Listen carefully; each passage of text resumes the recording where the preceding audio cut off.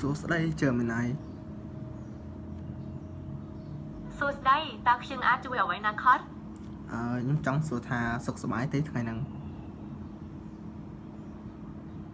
ខ្ញុំសុខសប្បាយជាធម្មតាទេបាទអរគុណដែលសួរចង់អ្នកសុខសប្បាយទេខ្ញុំសុខសប្បាយធម្មតាទេគ្រាន់តែរៀងអបសុខបន្តិចបាទខ្ញុំអាណិតអាសូរណាស់តើមានអ្វីដែលខ្ញុំអាចជួយណែនាំឬបដោជាយោបល់បានទេ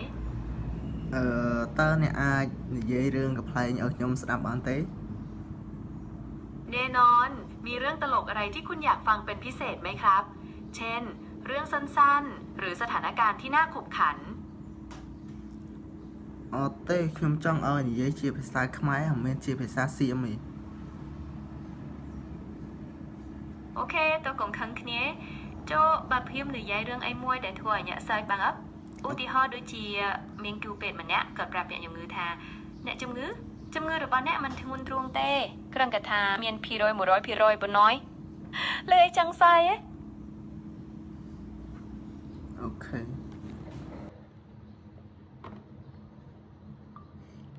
ថ្ងៃហ្នឹងដែរខ្ញុំមកបង្រៀនអ្នកទាំងអស់គ្នាពីរបៀបនិយាយជាមួយ AI ជើមិនណៃដោយសារតែមានគេខមមិនច្រើនថាហេតុអីបានជា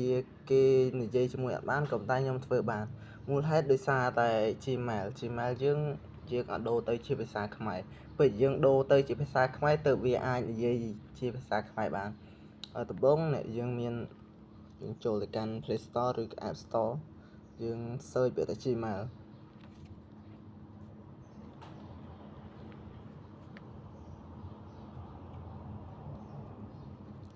ចឹងមកនេះវាមានរូបនេះក៏តែសារតែខ្ញុំមានស្រេចហើយទៅចេញមកក្រៅមកសារតែយើងបានតម្លើងរួចហើយ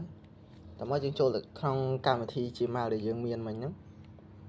តោះមកយើងបដូរវាទៅជាភាសាខ្មែរឧទាហរណ៍បន្លែយើងចុចលើ profile យើងមកនេះយើងចុចនេះគ្រប់គ្រងគណនីប៉ុន្តែសារតាហ្នឹងវានៅជាខ្មែរស្រេចតោះមកនេះបើសិននេះចុចលើរូបហ្នឹងទៅអូមកក្រោមមិនអស់ហើយនេះកន្លែងនេះចូលកន្លែងភាសា